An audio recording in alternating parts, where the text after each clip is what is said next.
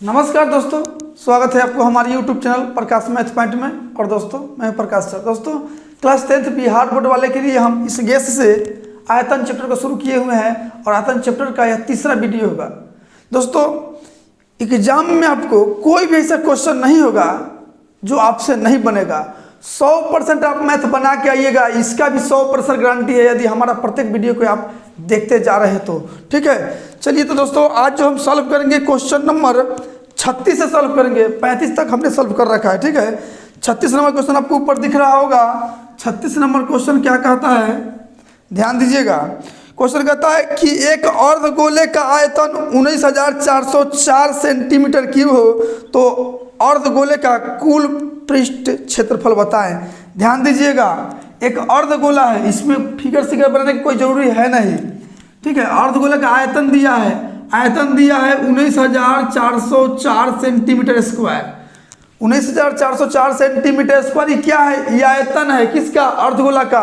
अच्छा इतना दिया है, होता कितना है 2/3 पाई आर क्यू। तो पाई के मान 22/7 और r cube 2/3 pi r cube इतना होता है, हम लोग जानते हैं। इतना दिया है तो होता दिया बराबर। ठीक है, जो देना रहेगा उसी के बराबर किया जाता है। चलिए काटिए, तो 11 से कटने वाला है, 11 से कट जाएगा 2 बार में। 11 से इसको कटिएगा तो 11 एक कम 11, 8 पर 4 84, 11 से 77, 7 बचा, 7 पर 0 70, 11 6 66, 11 चौके 44, 2 दूना 4, इधर देखिए 4 हुआ, इधर भागी 4 से कटिए, 4 चौके 16, 4 चौके 16, 4 एक कम 4। ठीक है, आर क्यू बराबर ये 441 और गुना में 7 तरीके 21 भाग में, उधर जाएगा तो गुना में। ठीक है, 441 को हम लोग लिख सकते हैं 21 गुना 21 लिख सकते हैं। ठीक है, क्या कि 21 के स्क्वायर 441 होता है। आई क्यूब हटेगा तो बराबर को उधर क्यूब रूट चढ़ जाएगा। ठीक है, आर 3 गो में से 1 गो बाहर आएगा। काहे 3 गो में से 1 गो बाहर आएगा, तो देखिए घनमूल है, वर्गमूल में रहता है तो 2 गो में से 1 गो बाहर निकलता है, लेकिन ये घनमूल है तो 3 गो में से 1 गो बाहर निकलेगा। ठीक है, चलिए त्रिज्या मालूम हो गया। हमसे क्या पूछा है, कुल पृष्ठ क्षेत्रफल, अर्धगोला का कुल पृष्ठ क्षेत्रफल मतलब टोटल सरफेस एरिया इंग्लिश में बोलते हैं और हिंदी में कुल पृष्ठ क्षेत्रफल। चलिए फॉर्मूला क्या होता है, 3 पाई आर स्क्वायर होता है।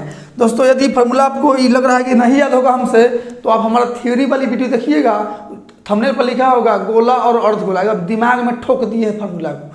ठीक है, चलिए 3 गुना पाई के मान पुट कीजिए 22/7 और आर के जगह लिखिए 21 2 बार गुना में, क्या कि आर स्क्वायर है। 7 से कर जाएगा 3 बार में। ठीक है, 22 × 66 गुना में 21 × 63।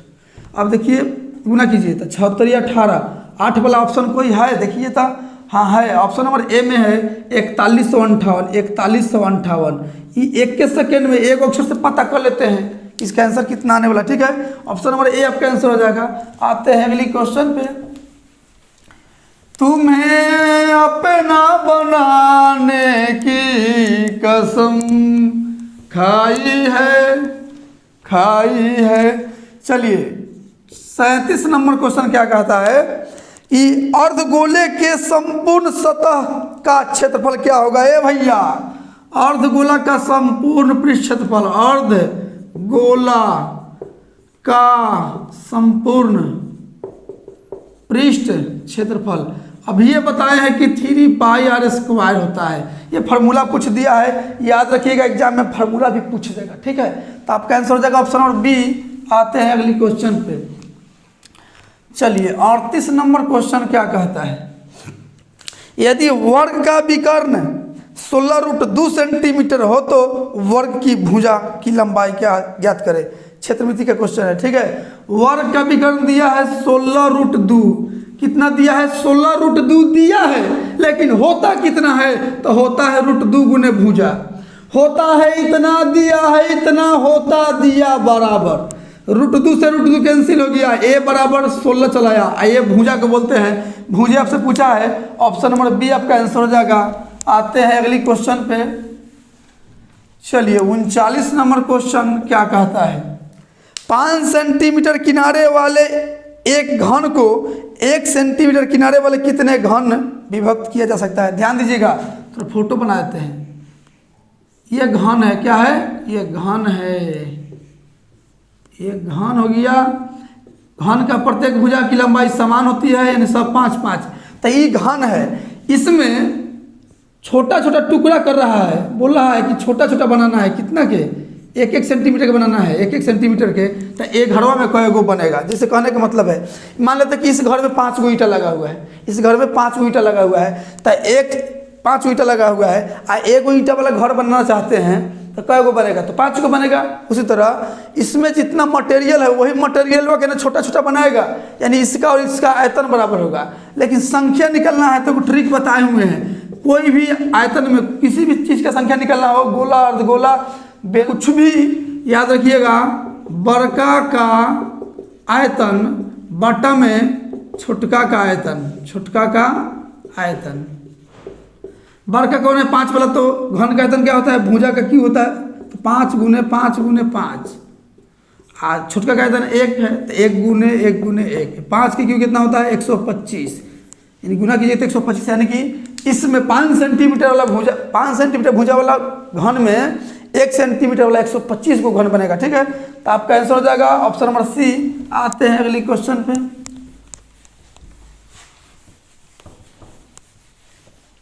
चलिए 40 यानी 40 नंबर क्वेश्चन क्या कहता है कि एक धातु के पाइप की बाह्य त्रिज्या 4 सेंटीमीटर और आंतरिक त्रिज्या 3 सेंटीमीटर है। यदि इसकी लंबाई 10 सेंटीमीटर हो तो आयतन होगा। ध्यान दीजिएगा, खोखला बेलन है, ठीक है, खोखला बेलन है, खोखला बेलन का आयतन आपसे पूछा है। अभी देखिए दिमाग में कैसे आपको बैठा देते हैं। देखिए ये खोखला बेलन है, बोला है बाहरी त्रिज्या था यहाँ से लेके यहाँ तक, बाहरी त्रिज्या 4 है तो 4 लिखिए, और भीतरी त्रिज्या बोला है 3 तो 3 लिखिए, लंबाई बोला है 10 तो 10 लिखिए, हो गया। अब इसका आयतन पूछा है, ठीक है, लिख दिए सब कुछ। हाँ तो ध्यान दीजिए भाई साहब, ये देखिए ये खोखला बेलन है भैया, क्या है? इसी को बोलते हैं खोखला बेलन। देखिए इसमें मोटाई है कुछ ना कुछ, है ना, ये उसी तरह ये मोटाई दिया है, देखिए ये वाला मोटाई है, ठीक है। और देखिए अंदर की त्रिज्या कहाँ से कहाँ तक होगा? तो बीच में से यहाँ तक ले अंदर त्रिज्या होगा। देखिए हाँ अंगुली देखिएगा, यही होगा भीतरी त्रिज्या, ठीक है। अब बाहरी त्रिज्या कहाँ से कहाँ ले होगा? तो यहाँ से यहाँ ले होगा। देखिए हमारा उंगली के निशान देखिए, यहाँ से यहाँ तक होगा, मतलब यहाँ तक ले बाहरी त्रिज्या, ये वाला अंदर वाला त्रिज्या होगी, ठीक है। तो आपसे आयतन पूछा है, तो आयतन क्या? ये तो खोखला है, खोखला है, यानी इसमें मटेरियल कितना लगा है, ये पूरा निकाल लीजिए, पूरा का मटेरियल इसमें कितना लगा है, ठीक है, इसी को बोलते हैं खोखला बेलन है। चलिए तो हम क्या करते हैं कि पहले पूरा का आयतन निकाल लेते हैं। देखिए पूरा का आयतन निकालते कि मान लेते खोखला नहीं है, ये पूरा सॉलिड है, पूरा का आयतन निकाल लेते हैं। पूरा में से ये छेदवा वाला का आयतन घटा देंगे तो मटेरियल का आयतन बचेगा, तो वही काम करते हैं। तो पूरा का आयतन जानते हैं, बेलन का आयतन क्या होता है पाई आर, बड़का को कैपिटल आर लिखते हैं, आर स्क्वायर एच, यही होता है। अच्छा भीतरकों का तो उतना ही होगा, तो पाई इसको स्मॉल आर देते हैं, पाई आर स्क्वायर एच। ये बड़का में से छोटका को घटा लीजिए, बड़का में से छोटका को घटा लीजिए। जैसे कि देखिए छोटका किसको बोल रहे हैं? जो छेदवा है ना, छेदवा, इसी को छोटका बोल रहे हैं, ठीक है। अब बड़का मतलब पूरा सॉलिड मान लीजिए, ठीक है। तो बड़का में से छेदवा वाला भाग में हटा देंगे तो सॉलिड में बच जाएगा। तो बड़का में से छोटका को घटा दिए, आपका बेलन का आयतन निकल गया, ठीक है। धारिता बोलिए, आयतन बोलिए, आयतन निकल गया जो इसमें द्रव लगा हुआ है। पाई दोनों में तो पाई हम कॉमन लेते हैं, एच दोनों में तो एच कॉमन लेते हैं, आर इसमें आर स्क्वायर और माइनस इसमें स्मॉल आर स्क्वायर, यही हो गया खोखला बेलन का आयतन। खोखला बेलन का आयतन याद रखिएगा formula, pi h into r square minus r square, खोखला बेलन का आयतन हो गया। एच दोस्तों दोनों के लिए समान है, ऊंचाई जो है वो बाहरी के लिए अंदर के लिए दोनों के लिए समान है। तो पाई के माने यहाँ पुट कीजिए 22/7, ऊंचाई दिया है 10 और यहाँ दोनों त्रिज्या में अंतर, दोनों त्रिज्या के स्क्वायर करके अंतर कीजिए, तो 4 के स्क्वायर 16 और 3 के स्क्वायर 9, अंतर कितना 7 का है तो गुना 7, 7 से 7 कट गया, 22 दहिया 220 बच गया। यही आपका आयतन निकल के चला है, ठीक है, जो कि ऑप्शन नंबर बी में है। आते हैं अगली क्वेश्चन पे।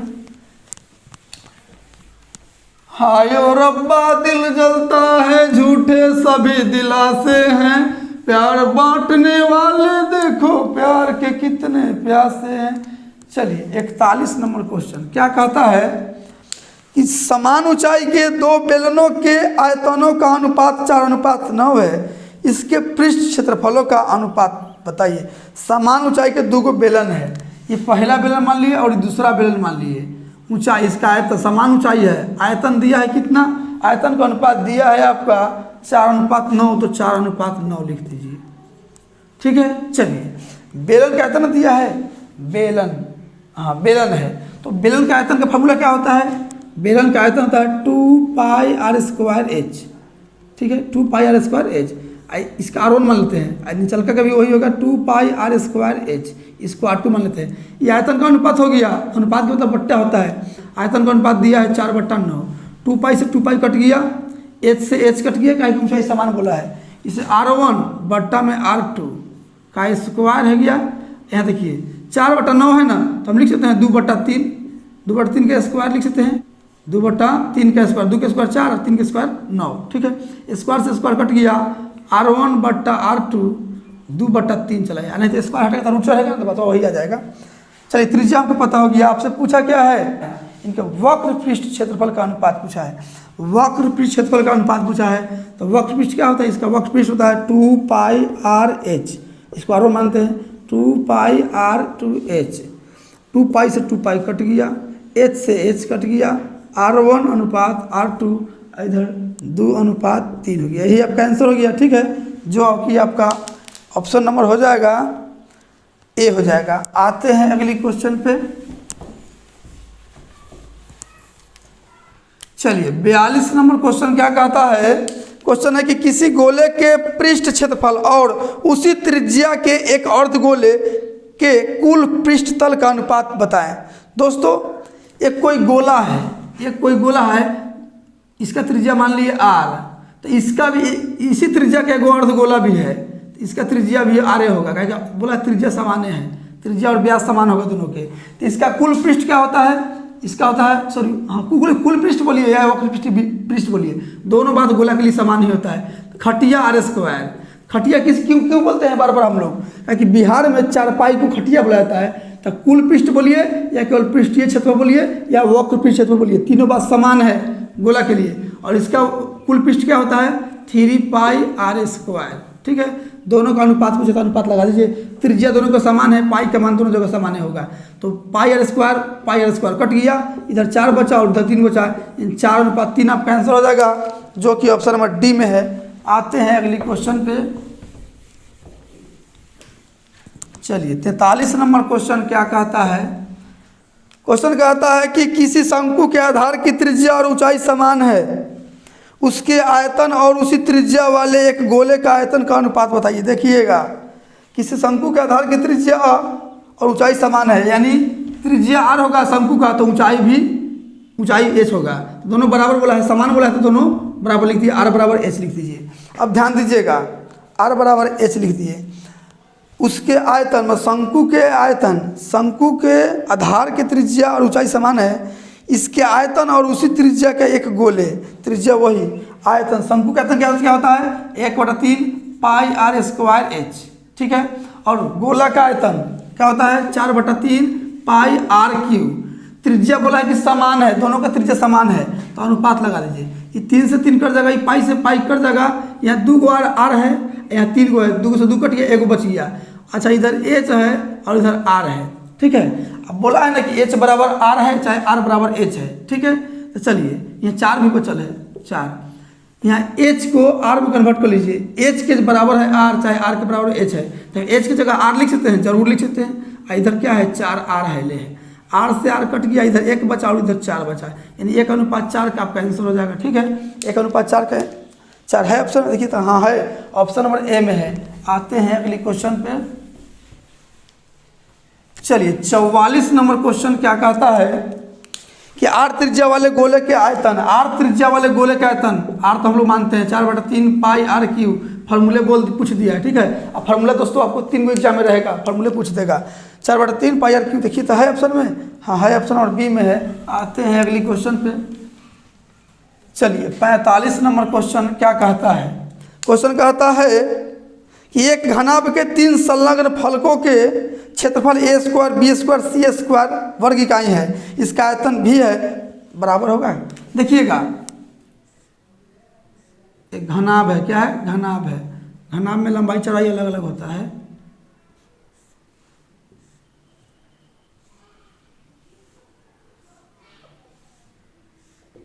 इसको एल बोल देते हैं, इसको बी बोलते हैं, इसको एच बोलते हैं। ठीक है, चलिए तो दोस्तों ये 3 को दीवार हुआ, एगो इधर के दीवार, एगो इधर के दीवार, एगो इधर के दीवार, 3 लगातार संलग्न फलक है।